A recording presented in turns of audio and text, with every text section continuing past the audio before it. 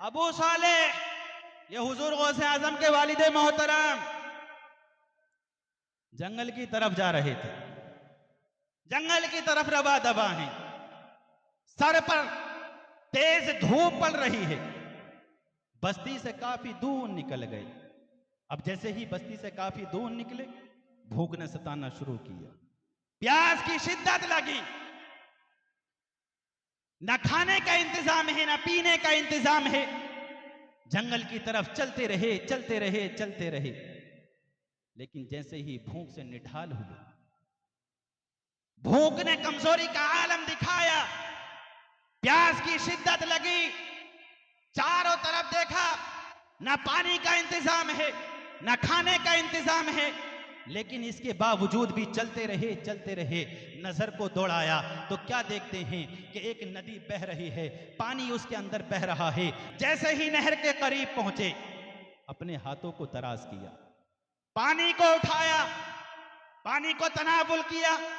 लेकिन उसके बाद क्या देखा कि उसी पानी के अंदर एक सेब भी बहता हुआ आ रहा है। ये वाकया आपने बहुत मर्तबा सुना होगा कि पानी के अंदर सेब भी बहता हुआ आ रहा है। अब हुजूर गौसे आजम रदी अल्लाह ताला अन्हु के वालिदे मोहतरम को प्यास की शिद्दत भी थी और भूख भी थी। तो इन्होंने ना अनजाने में उस सेब को खा लिया है।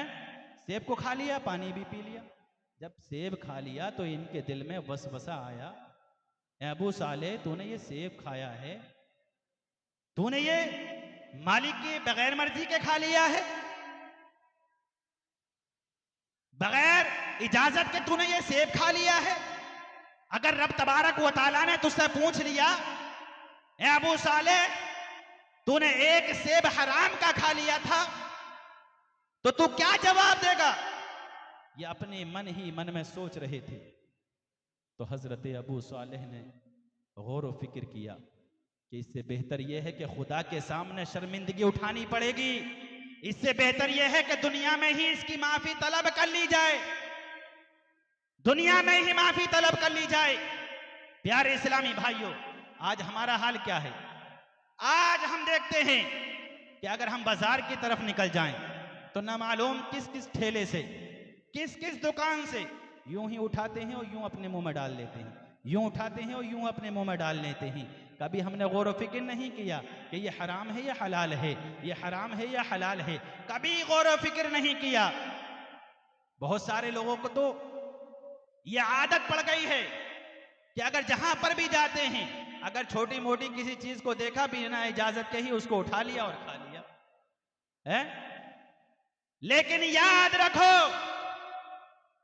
हमें इस बात से दर्स इबरत हासिल करना चाहिए कि हुजूर गौसे आजम रज़ी अल्लाह ताला अन्हु के वालिदे मोहतरम ने अपने दिल ही दिल में सोचा कि मैं रब तबारक व तआला को क्या जवाब दूंगा।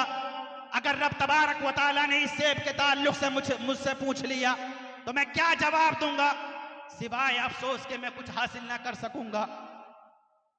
जब दिल ने यह गवारा किया तो इन्होंने फिर ये सोचा कि चलो दुनिया में ही माफी तलब कर ली जाए। चलते रहे, चलते रहे, चलते रहे और वो सेब का बाग आ गया। जब सेब का बाग आया तो उसी बाग में घुस गए।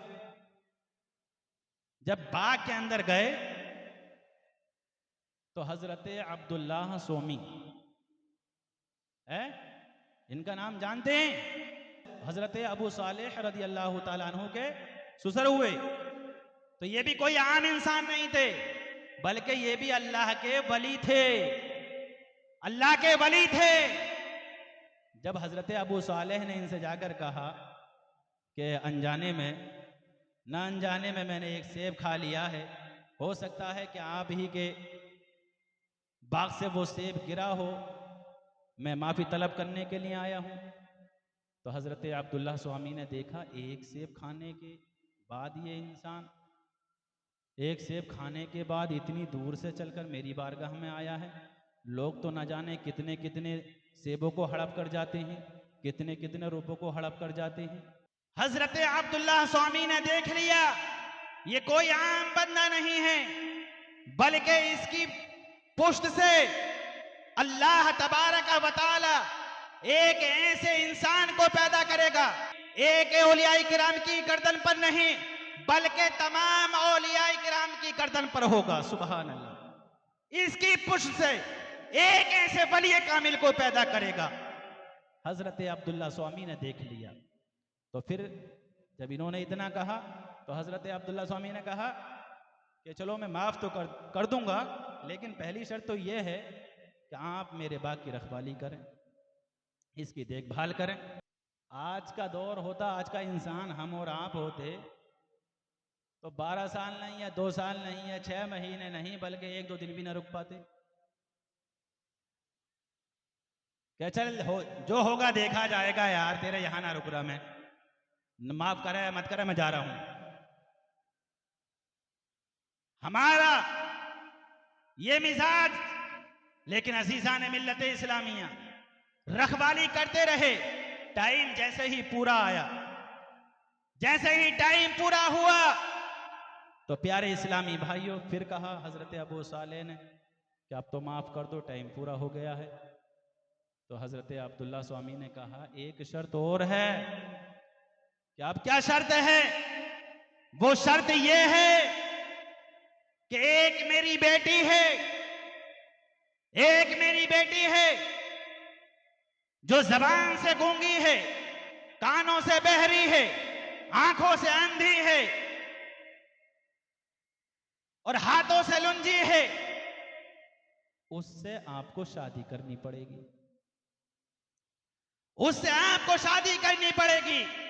प्यारे इस्लामी भाइयों, जब ये डिमांड रखी, जब ये हजरत अब्दुल्ला स्वामी ने कहा तो हजरत अबू सालेह ने इस चीज को भी मान लिया कि चलो दुनिया में जो सजा मिल रही है उसको मैं भुगत लूंगा, बर्दाश्त कर लूंगा, अल्लाह तबारक व तआला की बारगाह में शर्मिंदगी तो नहीं उठानी पड़ेगी, मुझे मंजूर है। प्यारे इस्लामी भाइयों, अब स्टेज पर उलमाए किराम जलवागर होने लगे हैं।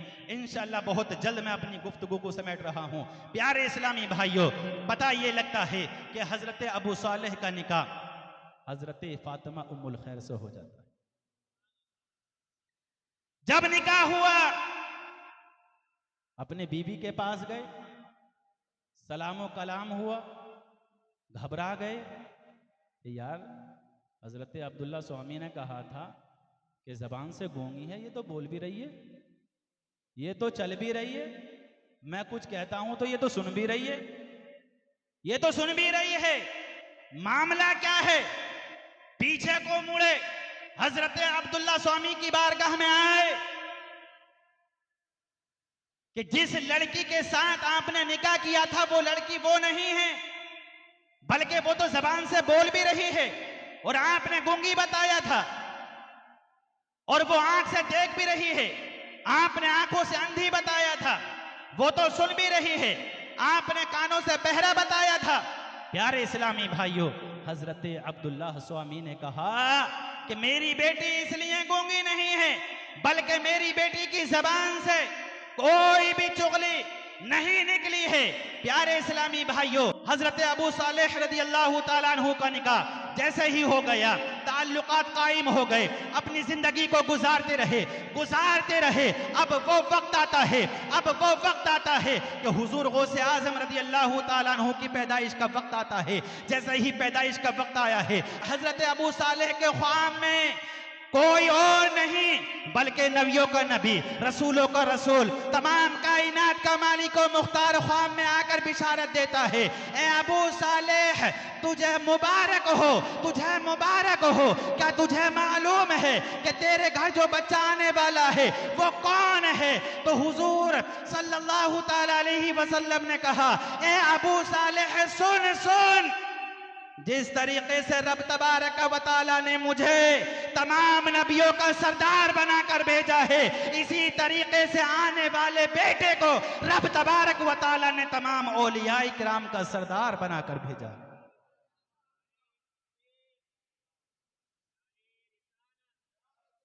उर्से मुजीबुर रहमान, नारे तकबीर, नारे रिसालत, जश्न ईद मिलादुन नबी। अजीजा ने मिल्लत इस्लामी क्या कहा नबियों के नबी ने खुशखबरी सुना दी कि जिस तरीके से रब तबारक व तआला ने मुझे नबियों का नबी बनाकर भेजा है, रसूलों का रसूल बनाकर भेजा है, इसी तरीके से आपके बेटे अब्दुल कादिर जिलानी को तमाम औलिया किराम का सरदार बनाकर भेजा है।